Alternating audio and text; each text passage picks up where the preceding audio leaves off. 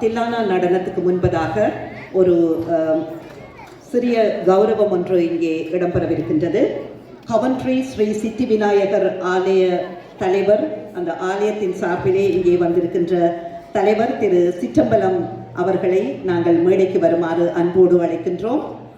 அவரை கௌரவிப்பதற்காக அஷ்பி, அனந்தியா இருவரின் தந்தைமார் திரு சுதாகரன், திரு பேரானந்தம் அவர்கள் அவரை கௌரவிப்பார்கள். திரு சிற்றம்பலம் அவர்களை அன்போடு மேடைக்கு அழைக்கின்றோம். நன்றி.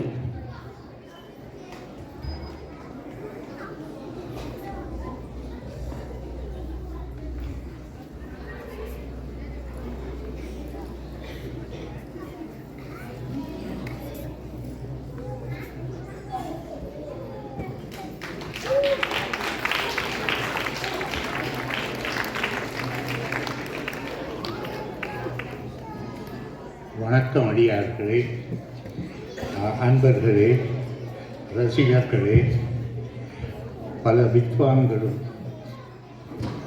குருவே, நீங்கள் எல்லாம் ஒரு பெரிய கடமையை, கலையை, எங்களுடைய பண்பாட்டை, எங்களுடைய கலாச்சாரத்தையும் மொழியையும் பரவுவதில் மிகவும் உன்னதமான சேவையில் ஈடுபட்டிருக்கிறீர்கள்.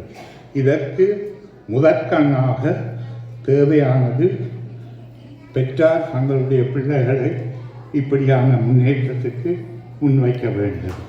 இரண்டாவதாக தேவையானது எங்களுக்கு இந்த கலையை படிப்பிக்கக்கூடிய வித்துவான்கள் தேவை. அவர்கள் இருக்கிறார்கள். அவர்களுடைய உதவியாலே இந்த கலை முன்னேறும்.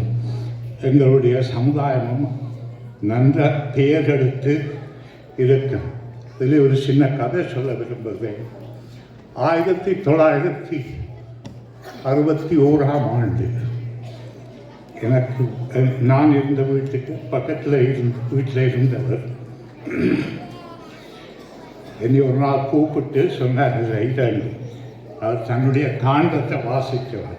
காண்டம் என்றால் உங்களுக்கு தெரியக்கூடும். ஓலை என்று சொல்லுவார்கள், எதிர்காலம் என்று சொல்லுவார்கள். அந்த காண்டத்தில் சொல்லியிருந்தது 1980 இலங்கையில் மாபெரும் கலவரம் வந்து மக்கள் எல்லாம், இலங்கை தமிழ் மக்கள் இந்த உலகமெல்லாம் திறந்து வாழ்ந்தார்கள். அப்படியே நடக்குது இப்பொழுது. அப்படி வாழும் பொழுதும் மக்கள் அவர்களுடைய கட்டித்தனத்தாலேயும் முயற்சிகளாலேயும் பல பல திறமையான பதவிகளிலும் கலைகளிலும் முன்னேறி வந்திருக்கிறார்கள். நாங்கள் இப்பொழுது டெலிவிஷனை பார்த்தா தமிழ் பேரில் ரமேஷ் ரங்கநாதன், மற்றது ஸ்ரீஸ்கந்த ராஜா, அப்படியானவர்கள் அந்த டெலிவிஷன் பகுதிகளில் தொலைக்காட்சி ப்ரோக்ராம்ஸில் வந்து பேசுகிறார்கள். இந்த எங்களுடைய சமுதாயத்தை முன்னேற்ற வேண்டும் என்றால் நாங்கள் எவ்வளவோ கஷ்டப்பட்டோம். அந்த இருந்த எங்களோட ஊரில் இருந்து கலைக்கப்பட்டு கடைசியாக வந்தால் இங்கே ஒவ்வொரு நாடுகளுக்கு திறந்திருக்கிறோம். இதை நாங்கள் ஒரு நல்ல ஒரு சந்தர்ப்பமாக பாவித்து எங்களை முன்னேற்ற வேண்டும். இந்த பிள்ளைகள் முக்கியமாக இதில் 2 பிள்ளைகளும் மிகவும் திறமாக கலையை கற்று, இது ஒரு வருஷத்தில் கற்ற கலை இல்லை, இது 7, 8, 10 வருஷங்களாக கற்கிற கலை. அந்த பிள்ளைகள் மிக திறமையாக கற்று குருவின் ஆசீர்வாதத்தாலேயும் கட்டித்தனத்தாலேயும் முன்னேறி வந்து இப்படி ஒரு அரங்கேற்றம் செய்திருக்கிறார்கள். இதுக்கு பிள்ளைகளையும் போற்றி, குருவான்களையும் போற்றி, பெற்றோர்களையும் போற்ற வேணும். அதோடு எங்களுக்கு இறைவன் அருள் தேவை என்றால் கலைகளை படித்து, எந்த கதை என்றாலும் அதிலையும் ஒரு சின்ன விஷயம் சொல்ல விரும்புவேன். முகமது அலி என்று ஒரு குத்துச்சண்டை வீரன் இருந்தார். அவர் செத்து போனார்.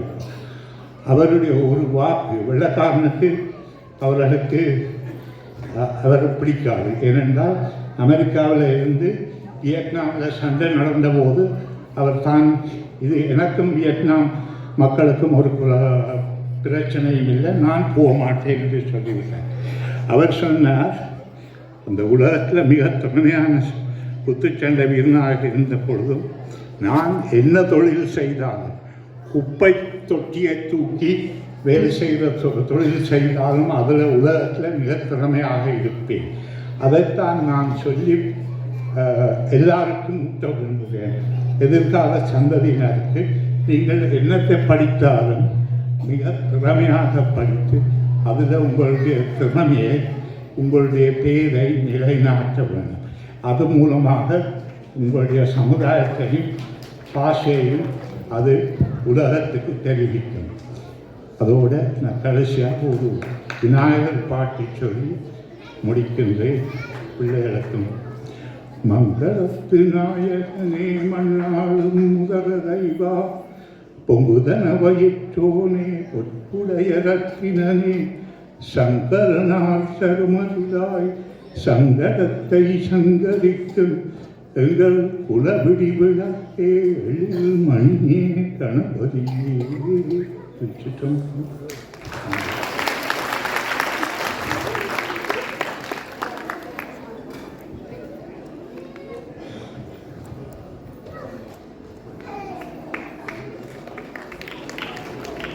Ha ha ha.